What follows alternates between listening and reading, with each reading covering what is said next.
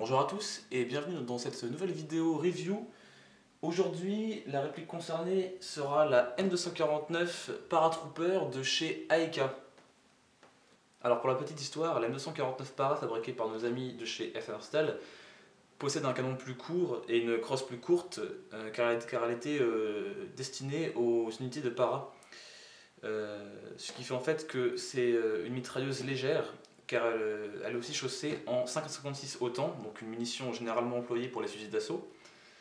Elle est moins puissante certes que les autres mitrailleuses, mais elle est aussi plus légère, et donc elle a l'avantage d'être plus légère, plus compacte si je puis dire, et avec une grande capacité de tir. Donc c'est une arme idéale pour le soutien et aussi pour l'appui. Donc ici bien entendu je possède la réplique de la M249 Para de chez AEK, donc on va l'ouvrir. Donc on peut remarquer la boîte, vraiment quelque chose de très basique, du carton.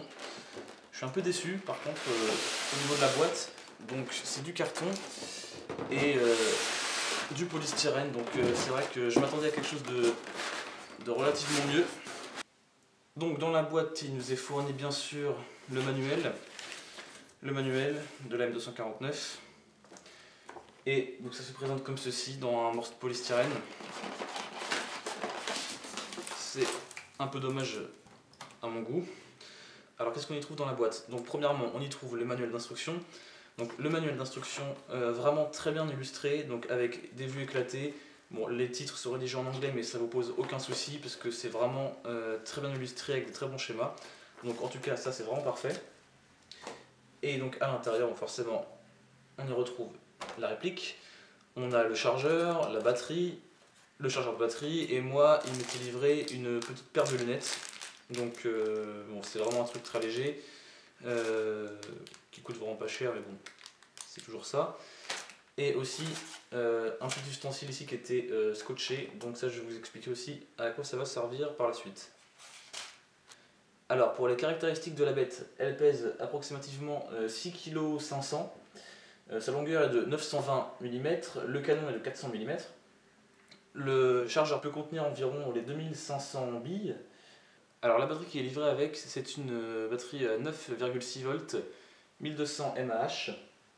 La puissance annoncée en sortie de boîte est de 400 fps, donc c'est vraiment beaucoup trop puissant pour pouvoir jouer en partie directement en sortie de boîte. Donc je vous conseille forcément de changer le ressort pour pouvoir jouer pleinement avec cette réplique. Alors comment fonctionne le chargeur? Donc premièrement avec deux piles AA comme je vous l'ai dit, et vous pouvez voir en dessous du chargeur il y a un petit curseur. Donc ce curseur a en fait trois positions. Donc une position en off, une position en auto et une position ici en sound control. Et donc en fait la position off, ça permet de laisser le chargeur en off. Vous allez me dire pourquoi, je vais vous répondre. C'est qu'en fait lorsque vous mettez en auto ou alors en sound control, en fait vos billes vont monter parce qu'en fait il faut que les billes montent à l'intérieur du chargeur, et donc si vous laissez en auto vous allez entendre un bruit, donc un petit moteur fonctionner, ça va faire remonter les billes mais de manière constante. Et la fonction sound control ici, donc ça c'est vraiment parfait parce que c'est vraiment génial parce que en fait les billes vont remonter de manière intelligente, c'est à dire que vous allez envoyer une rafale, et quand le chargeur va estimer que les billes vont quasiment tous être parties, il va se mettre en route tout seul pour pouvoir les faire remonter. C'est un peu le même principe que lorsque vous moltez avec un chargeur ICAP, c'est le même principe sauf que là ça se fait automatiquement, donc ça c'est vraiment très bien. Et pour en finir avec le chargeur, c'est vraiment très simple, vous avez juste à enfoncer cette première partie, donc ici dans la réplique, donc vraiment jusqu'au bout, voilà, jusqu'à entendre un clic. Et après avec les rails du chargeur, vous allez juste à les glisser dans les rails de la réplique jusqu'à entendre aussi un clic, et voilà. Et donc là c'est bon, votre réplique est parée à tirer. Voilà. Alors bien entendu sur la 249 il n'y a pas de sélecteur de tir. Donc vous avez, comme je vous l'ai dit, le bouton pour la sécurité, mais il n'y a pas de sélecteur de tir, c'est-à-dire que c'est une arme de soutien, ce qui fait que vous allez constamment tirer en full auto. Si vous voulez tirer en semi, il va falloir jauger vos tirs, mais il n'y a pas de sélecteur de tir, vous allez toujours tirer en full auto. Donc ensuite je vais vous parler d'une manière générale de la réplique. Donc aussi pour les chargeurs, si jamais votre chargeur casse ou si jamais vous n'êtes pas à l'aise avec le chargeur d'origine, la réplique est compatible avec tous les chargeurs type M4. Donc ça c'est vraiment une très bonne chose parce que si vous êtes mal à l'aise, donc si votre bras cogne on va dire contre la box, eh bien, vous pouvez mettre des chargeurs high cap, donc ça c'est pas mal. Aussi donc au niveau de la crosse ici est réglable en deux positions. Donc la première position, ça on va dire c'est la position pour épauler de cette manière, et après la position repliée. Donc la position repliée c'est vraiment très simple, c'est qu'en fait lorsque votre réplique est dans cette position, vous avez juste à tirer dessus, à pivoter dans un sens, donc vous faites un quart de tour de peu importe le sens, et là hop vous pouvez la mettre en position courte, donc enfin en position voilà, crosse pliée. Et aussi vous avez ici un petit bout en métal comme ça, donc ça en fait c'est une aide pour épauler, donc je crois que c'est sur la vraie arme, la vraie 249. Vous avez ce petit bout en métal qui sert à épauler, donc bon, ça rajoute un détail en réalisme. Notez aussi la poignée de transport ici, donc au départ je m'attendais à quelque chose de relativement peu solide, mais je pense qu'on peut quand même lui faire confiance. Donc la poignée aussi est réglable, donc ici elle est en poignée vraiment de transport, donc pour la régler vous avez juste à la tirer en arrière et la faire pivoter d'un sens, donc vous pouvez la mettre vraiment, la ranger sur le côté du garde-main, la mettre comme ceci, vous avez plusieurs crans, donc la mettre voilà, en mode transport et après la rabattre complètement au-dessus du garde-main. Alors au niveau du bipied, donc qu'est-ce qu'on a? Donc nous avons plusieurs positions. Donc, ici la position avec le bipied replié. Vous pouvez ensuite, donc, en serrant les deux bipieds, vous pouvez ensuite le déplier. Donc il y aura plusieurs positions. Donc, ici il va se mettre, normalement il faut le bloquer de cette manière. Et lorsque vous êtes bloqué de cette manière, vous pouvez allonger le bipied, c'est-à-dire qu'en fait ici vous avez un petit ergot en métal qui dépasse. Et ce que vous avez juste à faire, c'est appuyer dessus et tirer votre bipied, voilà, comme ceci. Et il a en tout 3 positions. Et voilà, donc ça allonge le bipied, donc ça c'est vraiment très bien. Comme ça vous pouvez vous poser vraiment confortablement sur tout type d'obstacles. Donc vous avez la sécurité, donc la sécurité c'est simplement un bouton. Donc ici elle est en position de sécurité, donc lorsque le bouton est ressorti du côté droit de la réplique, donc du côté du chargeur factice, votre réplique est en safe. Et lorsque vous appuyez dessus, hop, là votre réplique est en position pour tirer. Donc notez aussi ici la présence du chargeur factice. Donc le chargeur factice muni d'un ressort, donc ça c'est vraiment quelque chose que j'apprécie. Donc ce qui fait que lorsque vous tirez dessus, hop, il revient directement en arrière, il ne reste pas bloqué comme j'ai pu voir sur une autre réplique de 1949. Alors est-ce que c'était la réplique qui avait un problème? Ça je ne sais pas, mais en tout cas ici ça fait vraiment plaisir le fait de pouvoir tirer et qu'il reparte en arrière. Pour continuer avec le chargeur factice, donc sur le dessus de la réplique, pour pouvoir ouvrir en fait le capot, donc d'ailleurs il y a la présence d'un rail-ris, il vous suffit de presser deux petits boutons ici, tac, pour lever ici le capot. C'est d'ailleurs ici que vous pouvez régler le up-up, donc le up-up qui est l'engrenage là qui se trouve ici. Certaines personnes disent que le up-up sur cette réplique n'est pas terrible, enfin ne fait pas vraiment son travail. Bon écoutez, j'ai pas encore tiré avec, donc on verra bien. Et pour le refermer, c'est vraiment très simple. Alors il faut pas y aller vraiment comme une brute, parce que ici le chargeur factice va un peu empêcher le capot de se fermer, donc il faut juste le tirer en arrière un petit peu, et là, voilà, ça se ferme.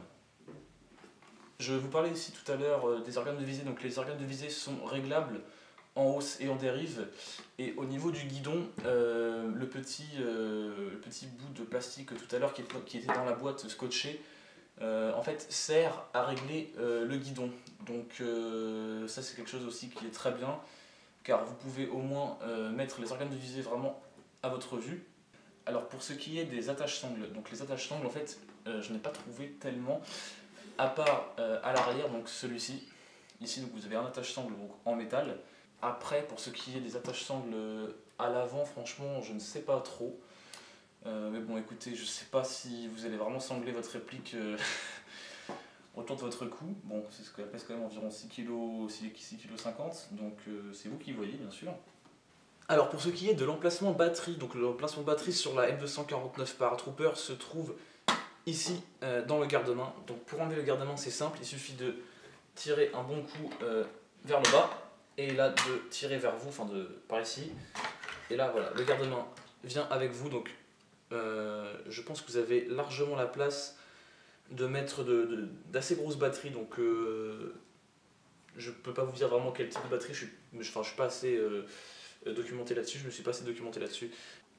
Et donc pour la remettre, donc vous mettez les connectiques, vous la repassez comme ceci, voilà, vous allez sentir qu'ici voilà, c'est coincé, et donc là vous pressez un coup, et voilà, ça fait le clic, et la batterie est mise. Alors, il y a aussi quelque chose de très intéressant sur cette réplique, c'est le fait de pouvoir changer son ressort vraiment très rapidement. Donc, ici, vous avez un petit levier que si vous poussez comme ceci, hop, tout l'avant en fait de la réplique, donc au niveau du garde-main, enfin sur le dessus, va partir, et donc vous pouvez accéder au canon, donc ça démonte toute la partie du dessus. Et vous pouvez avoir accès au canon, donc je vais pas le faire parce que je vais avoir un petit peu de mal à le remettre en vidéo, mais si vous tirez le canon là directement, il vient, donc vous avez accès au ressort et vraiment une bonne partie à l'intérieur, donc vraiment, et si je tire un peu, voilà, il vient, donc vraiment, c'est vraiment très simple pour démonter, et pour remettre, bon bah écoutez, vous avez juste à passer le canon à l'intérieur, voilà, et après bah, il suffira juste de pousser un bon coup, et ça rentrera. Si je devais donner un point négatif sur cette réplique, c'est qu'en fait, il est vraiment très facile de démonter beaucoup de pièces. Il est même trop facile de démonter beaucoup de pièces, c'est-à-dire que le garde-main, pour moi, il est assez fixé, oui d'accord, mais je pense qu'en cours de partie, il est possible que si vous faites une fausse manip, si vous tirez trop fort sur le garde-main, il est possible qu'il reste dans votre main, que la réplique tombe. Et c'est pareil pour le dessus de la réplique, je vais vous montrer, sur le dessus de la réplique en fait, donc je vous ai montré comme quoi, donc là vous faites une pression sur ce levier et tout le haut vient avec vous, mais vous avez aussi là le haut du garde-main, c'est si vous levez, et si vous levez mais vraiment très doucement, hein, si vous commencez à lever, ben, la pièce va venir et hop, vous pouvez démonter ça. Donc c'est très simple pour remettre, mais le problème c'est que, voilà, à mon goût, il est beaucoup trop simple de démonter certaines pièces. Donc ça, bon, c'est un petit point négatif que j'ai trouvé, mais bon, rien de très grave. Donc voici à peu près tout ce que je pouvais dire sur la M249 Paratrooper de chez AEK. Si vous avez des questions, bah écoutez, je me ferai un plaisir de vous répondre. Sachez que je ne vais pas garder cette réplique, donc si vous avez des questions assez précises, j'essaierai d'être en mesure de vous répondre, mais je ne pourrai peut-être pas répondre vraiment très précisément, étant donné que je ne vais pas la garder. Donc voici tout ce que je pouvais dire sur la M249 Paratrooper de chez AEK. Si vous avez la moindre question, n'hésitez pas à poser votre question dans l'espace commentaire, je me ferai un plaisir de vous répondre. J'essaierai en tout cas, puisque je ne vais pas garder la réplique, donc si vous avez vraiment des questions sur le mécanisme ou des questions vraiment très précises sur la réplique, sachez que je ne pourrai peut-être pas vous répondre, mais en tout cas j'essaierai. Donc voilà, je vous dis merci d'avoir regardé la vidéo et je vous dis à la prochaine, allez ciao.